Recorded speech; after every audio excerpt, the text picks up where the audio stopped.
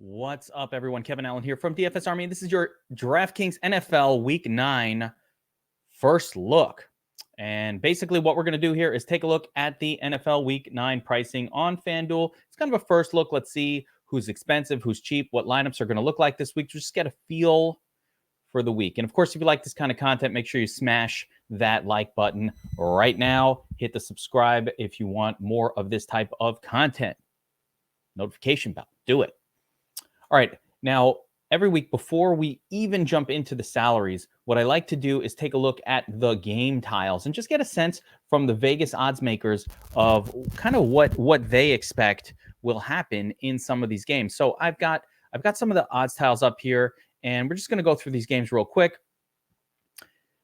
and see if anything stands out from a DFS perspective. This one here is actually a little surprising. Chargers, Falcons, 48-point total. Chargers road 3-point favorites. And, that's a pretty big total. We kind of forgot about Herbert. But what's interesting about this game, with Mike Williams hurt, we might get Palmer. We might get some other players. I don't know if Keenan Allen's coming back. So there could be some bargain plays, especially at the WR2 spot, or even the WR1 with maybe Palmer. Don't know. He was hurt last week. So we'll have to keep an eye on that game from the Chargers perspective, just for some bargains. Next up, we got Miami at the Dolphins, 44-point total, 4.5-point spread for Miami. And Miami looks real good on offense right now. Tua with Tua. We talked about it last week on the first look. It came true. What a fucking smash for Tua. We had Tua and Tyreek in the first look lineup. And of course, Jalen Waddle was in the mix as well. So really, really good stuff last week. And you know what? I got to say, for the Bears, Justin Fields has been putting up numbers like he, mea culpa, right? I thought he was horrible, but he's put up a bunch of really useful DFS weeks in a row, and he's really, really inexpensive. They're playing at home. So I'm actually going to keep this game in mind for a play to the over. I kind of like over 44 on that one in general. All right, next up, we've got the Panthers at the Bengals. Panthers, what can I say about the Panthers, right? Donta Foreman looked really, really good last week. Bengals coming off a horrible Monday Night Football loss to the Browns. They'll be looking to bounce back here, and I think they'll get it done. Does Joe Burrow style in a game like this? Maybe. Joe Mixon, interesting. And, of course, with Chase out, those secondary wide receivers for the Bengals will be of interest. And with Panthers, it's DJ Moore and Donta Foreman, and I don't know. I kind of like them both. No problem there. So we'll keep an eye on that one. Here's the game of the week, and it's a tough one, but we're going to find uses from it. So the Packers at Detroit, 49-point total with the Packers road 3-point favorites. And we said this last week, and I said, I'll say it until it stops happening, is just these Lions games just play to the over, especially when it's at the Lions for some reason. They're just high-scoring games, and so, I'm looking for more of the same. The Packers don't really have a lot going on at wide receiver. Romeo Doubs really took over as a number one target, and we saw last week that when they choose to feature Aaron Jones, he can do some damage. So this could be an Aaron Jones game. Could see a little Romeo Doubs. On the Lions side, of course, I'm really not super excited about Swift just yet. He seems to be working his way back from an injury. I'm not in love with that sort of limited usage, but certainly, Amon-Ra St. Brown is interesting, even though he will probably see Yair Alexander in coverage, which is less than ideal. Next game, we have the Colts at the Patriots, 39.5-point total. We really want to stay away from games with 39.5-point totals. Maybe the running back, maybe the defense for the Patriots here, maybe the running back, Ramondre Stevenson. That's going to be about it for me. You really want to stay away. Although it is noteworthy that the Patriots have been burned by running quarterbacks, and Sam Ehlinger, he who must not be named after last week's turd, is still a running quarterback. So, I don't know, maybe. Bills at the Jets. Bills are going to slaughter the Jets here. Bills defense in play. And, of course, Allen and his crew just styling on the Jets, having fun out there. They could do some damage in a game like this. I noticed some of the Bills players are priced up a little bit. It may be tough to fit them in, especially Davis, who doesn't quite do enough to justify his salary. Raiders coming off the big dud. They're heading out to Jacksonville, so traveling back and forth. That's never good. They were in New Orleans last week, and now back and forth. They are 1-point favorites on the road. Jaguars, interesting. Listen, Travis Etienne is my guy. This one has a 47.5-point total. I am on that. I'm interested in the Jaguars here a little bit. I haven't really played a lot of Trevor Lawrence this year, but maybe this is the time. And I don't mind the stud off a dud narrative with Josh Jacobs either. Although, again, I prefer running backs in home games and that kind of thing. But Jacobs is interesting. ETN, very interesting. And then I'm not really so sure how much of the rest of that game I'm going to be interested in. Let's see here. Seattle at Arizona. Another high total. And this is the highest total on the main slate. 50 points as of right now. Tonight is Monday night. So we'll see if that changes over the course of the week. But yeah, this is another big total game. And Seattle's that other team that tends to produce high scoring games. This one's at Arizona. I really like the Arizona side of this game. DeAndre Hopkins, double-digit targets both weeks since he's been back. He's been looking pretty good out there. On the Seattle side, yeah, they're all kind of interesting, but also, I don't know. It's a high total game, though, so we have to definitely keep it in mind. Kenny Walker, I think Metcalf and Lockett are healthy for this one, so all systems go on that game. And that wraps up the game tiles. Actually, we got one more game here. The Rams at the Bucks. And this one's a low total, 42.5. Bucks home, 3-point favorites. This is a pretty good defense. The Rams, probably one to avoid, especially as bad as Tom Brady has kind of been playing. Flip side is the Rams offense is kind of weird right now. I don't know if Cooper Kupp is going to play. They don't really have a running back that's dominant enough. Not that it matters. Tampa's pretty good against the run, but yeah, that one should be another interesting one to keep an eye on. Maybe Godwin. He's been underpriced pretty much all season. And even in what does not appear to be a great matchup against Rams defense, I might be interested in Godwin for the right price. So let's flip back over to DraftKings and just start going position by position here. And actually, I'm going to start with defense this week because you're going to see it's really tough to settle in on a cheapest viable defense. I went through these, and in my perfect world, I'm looking for a home team against a turnover-prone opponent. Maybe something will present itself over the course of the week, an injury. But, you just kind of start at the bottom here. And the Jets, hell no. Panthers, okay against Cincinnati. Cincinnati's been a little bit vulnerable to good defense, so we'll keep them in mind. Washington home versus Minnesota. I'm not into that. Seattle on the road. Bears at home against Miami. Not really. You don't really want to play too many defenses against Aaron Rodgers. I'm not. Detroit defense is terrible. Colts at New England, maybe. Falcons at home, no. Cardinals at home against Seattle, maybe. Bucks at home against the Rams. It's starting to get expensive here. 3K, I don't mind it, but it's not my favorite. Raiders, Jaguars, probably mild interest there. It's pretty bad as far as defense goes until you pretty much get up into this zone. I think maybe, New England, but of course, Buffalo is going to absolutely smoke the Jets. But we can't pay $4,300 for a defense in the first look. So the one I'm going to go with is the Panthers, and this is pretty much a punt. We just went through the defense spot, and up until about 3K, 3,100, they all really suck. So I think better than paying up for a defense this week is just punt it. Now, I'm not going to punt it with the Jets at the Bills. They have zero chance. But at least, Cincinnati's offensive line's been pretty weak this year. Burrow definitely takes a lot of sacks. So I could see the Panthers defense doing a little bit of scoring, getting us better than a 0. And, I'll take a 6 or a 7 and be very, very happy. All right, let's talk about the quarterback position. And again, Josh Allen in a blowout game, that looks really good. He always scores about 30 fantasy points. So that's like the baseline. 8, 16, 24, 32. It's almost 4X. So it's like, why do anything else? But it's going to be such an easy win for the Bills.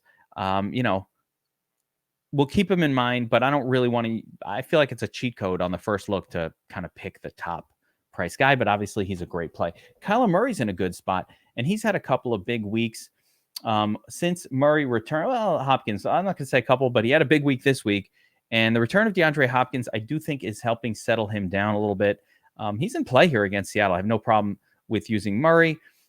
Justin Herbert has not really had a big game yet this year. It's been pretty bad. 27 was the peak. 7, 14, 21, 28. I mean, that's 4X on the salary level. He could pop off, though, here. Atlanta tends to play close games, so we'll keep him in mind. Tua's been fantastic. We could go right back to Tua as well, 6,700. Burrow coming off a bit of a dud on Monday night, but he's not far removed from a smash game. But this game doesn't look super competitive. The total's not that high, but we'll keep Burrow in our player pool this week. Cousins, same thing, had a pretty good game this week. Have to say, 24, almost 25 fantasy points. That's about what you're hoping for when you pay $6K for a player, and I think that's about what we can expect from him.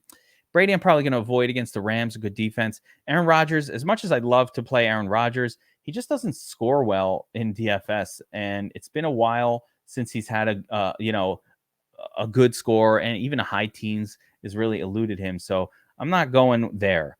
Geno Smith, same thing. I really like Kenny Walker on this team. Geno Smith he's been fine. He continues to be fine. I think he could be fine here. He'll be in my player pool, but he's not somebody that I want to load up on.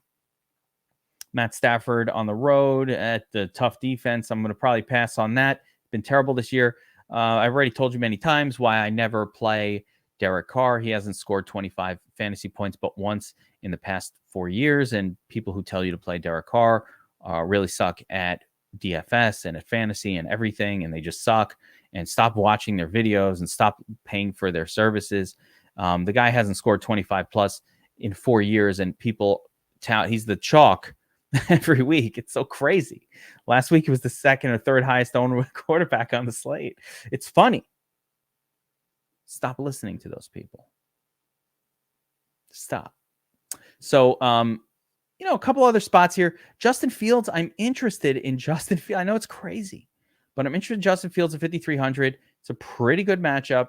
He's been putting up numbers. Look at all these rushing yards, 60, 80, 82. I know this is going to be nuts. But I kind of like to go with the cheapest viable in the first look, try to find the least expensive players. So I'm going to preface this by saying that I really like, Josh Allen and Tua, Kyler Murray, Herbert, Burrow, Cousins. I'm down with this whole crew right here, but they're a little expensive. So for the first look, we'll take a shot on our first attempt here at Justin Fields. If we have a lot of salary left over at the end, we can make some adjustments to it. But I'm trying to start with the cheapest viable plays at every position group. All right, let's talk running back. And the first thing I noticed this week is, we don't have Christian McCaffrey. We don't have some of the other pay-ups like Derrick Henry that a lot of times we want to stretch, Saquon Barkley. It's just Austin Eckler on this slate. And Eckler's probably in a really good spot. Mike Williams is out. Keenan Allen may not play. So who the hell are they going to throw to?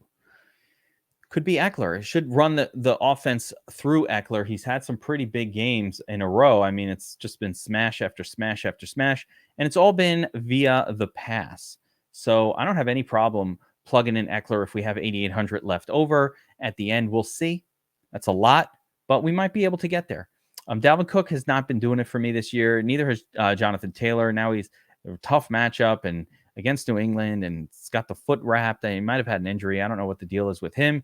Aaron Jones is interesting. He got a lot of work this past week in the Buffalo game, and maybe that woke up Green Bay to understand that this is their best player. So we're going to keep him in mind. Josh Jacobs got that stud off a dud narrative, right? Had the big game a couple weeks ago. Big dud this past week. Ruined everybody's lineup. So I think he's going to be low owned, Josh Jacobs. I'm really kind of interested in Jacobs here. Just to go right back to it, keep in mind, he continues to get, decent amount of targets. He's getting most of the looks for his team. Last week was a horrible game for the entire team. They did nothing. Will that happen again this week? I say no. I think what was wrong? If you liked him last week in that matchup against a tough Saints defense, you should like him better this week against a weaker Jacksonville defense. It's that simple. There's nothing changed. Doesn't matter that they had a bad game. As a matter of fact, it's better. Fournette against the Rams, yeah, playable. I like the price point here. Joe Mixon's really interesting against Carolina. I really like Joe Mixon in this spot. He's getting pretty much all the looks for his team. He hasn't had the blow-up game yet this year, but I'm keeping him in mind. But the first player I'm plugging into my lineup is Travis Etienne. Listen, I like this game environment. Travis Etienne is a core play for me this week. I can't see not using him. I can't see really even making many lineups that don't. Look at the 24 carries. This is ridiculous against a tough Denver team. They're gonna lean hard on ETN. He is a core play. I will have him in pretty much every lineup. Certainly early in the week, this guy seems like the guy this week. Now, another player I'm kind of taking a look at is Ramondre Stevenson. Look at those targets: 8 targets, 7 receptions, 8 targets. He gets all the passing game work. He is quickly taking over as the lead back for the Patriots. I like the spot. I mean, it's a pretty good situation. I don't know that he's got that 30-point upside that I'm looking for, but I think he gives us a relatively safe floor. Kenny Walker's interesting. There's a few other players here in the zone that I think are really in play. Kenny Walker, you could play him in the spot. Didn't have a huge week this past week, but it's a really good spot for him. Raheem Mostert, what did he do last week? 14. He just didn't do much, right? Not too many targets.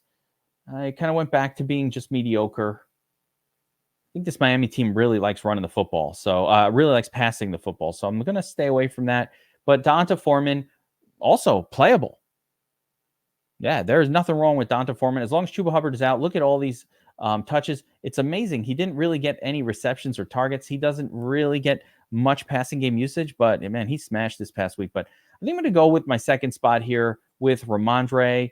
I just like the Patriots defense and against the Colts, and Ramondre's just been doing so much in the passing game. The Patriots are such a team that's going to rely on the pass. Let's jump over to tight end before we get to wide receiver / flex. But going through the tight end position here, Zach Ertz up top, I think that's fine. But Zach Ertz has been doing nothing. I mean, it's a good matchup in a sense against Seattle, but Ertz has done nothing since DeAndre Hopkins has come back. So I'm not going to get super excited about him. I think he's priced a little too high for my comfort. Hockenson, part of a game that I'm interested in, but also not really a super big part of his offense.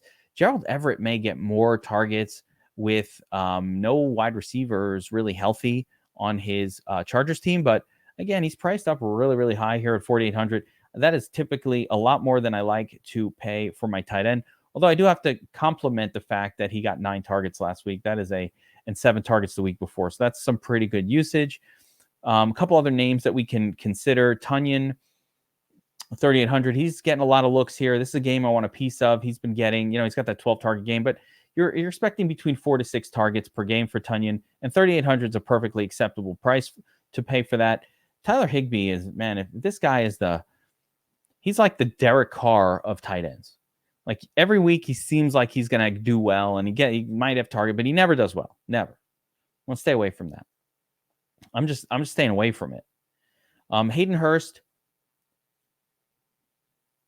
Yeah, I don't hate it. But I do have a tight end in mind for this build, and that is Evan Ingram. Evan Ingram is getting a little more involved every week, but he's pretty consistently getting you 6 or 7 targets per game. For 3,300, I'm just looking for my tight end to give me about this 10 or 15 that he seems to average. So that's fine for me for this kind of lineup. I'm paying down a tight end. This week, it doesn't make sense to really, there's nobody to pay up for that looks very good. So I'll go with Evan Ingram. We'll take the volume for 3,300. All right, since we have Fields, all right, let's take a look at the wide receiver position. But I was going to say, since we have Fields, do we have to play Darnell Mooney, or should I switch off of Fields? We'll see. Let's take a look at the wide receiver position, though. Cooper Kupp, I would normally be very excited to play Cooper Kupp in the spot and every spot because he's Cooper Kupp and he's the man. He's got the ankle, but they expect him to play. The Q tag makes me worried, but not too worried, but a little bit. So, we'll keep it in mind. Don't love a Q tag, but hopefully as the week goes on, we'll find out more about his condition. Justin Jefferson in a good spot at Washington. I got no problem plugging him in. He scores well every week. Tyreek Hill's also great. 8,500. Chicago. This is a game I'm interested in. Maybe we go right back to Tyreek after last week. Look at the targets, 14, 15, 30. I mean, these are ridiculous. This is all you want from your high-priced player. You want double-digit targets. That leads to fantasy production, especially with somebody like Tyreek Hill. And you know what? I'm plugging him in because we got Fields in this lineup already. And so this gives me a little bring back with Miami and kind of locks us into Fields. So, hopefully we'll make this work. Continue down this list. DeAndre Hopkins, I love. Adams is definitely more tournament only, but Hopkins is another guy that's probably getting you double-digit targets this week. So I'm going to try to plug him in and see how the lineup looks. It's looking like we're running out of money. So I don't know. Actually, I'm pretty sure we can't do that. So as much as I like him, let's point out that we do like him, but he is not going to work in a lineup like this.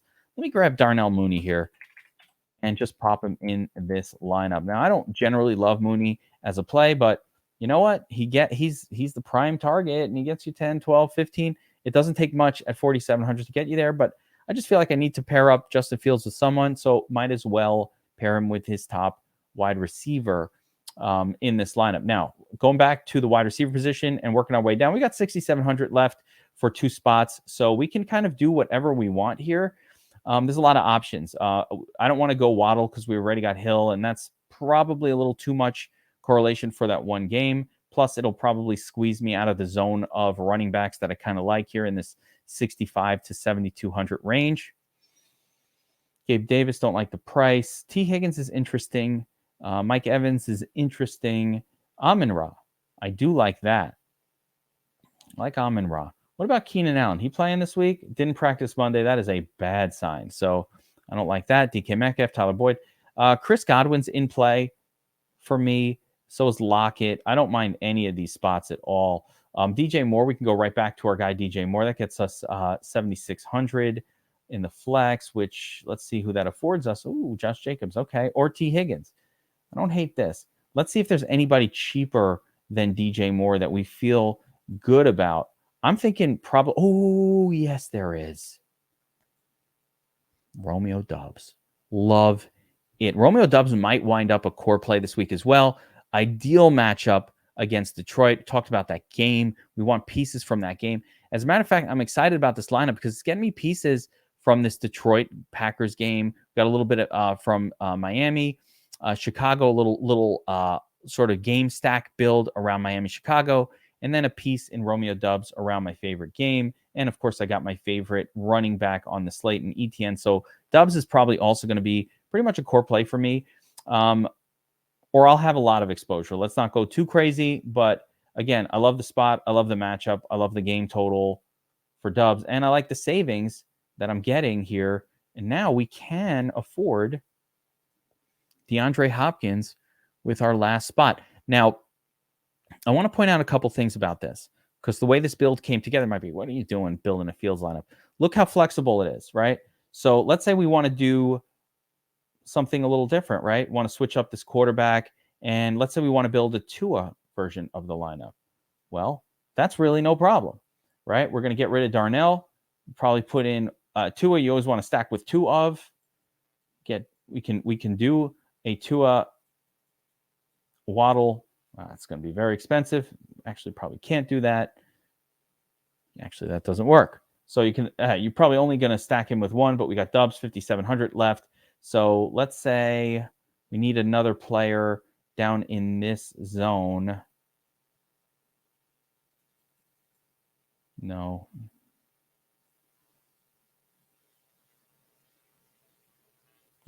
Mac Hollins is kind of interesting. He had coming off the big game last week. But yeah, I haven't really dived into this. I'm not really seeing any super cheap wide receivers that stand out this early in the week. Oh, maybe Zay Jones. You could pop a little Zay in there, and then we almost got to Waddle, but we didn't. But we could put. There we go. So here's another version of the lineup with Tua. So if you didn't like Fields, you could do a Tua version there. And I've got my Tyreek Hill, Tua, and Zay Jones. We could also still go with Darnell Mooney in a lineup like this as well. And if we do that,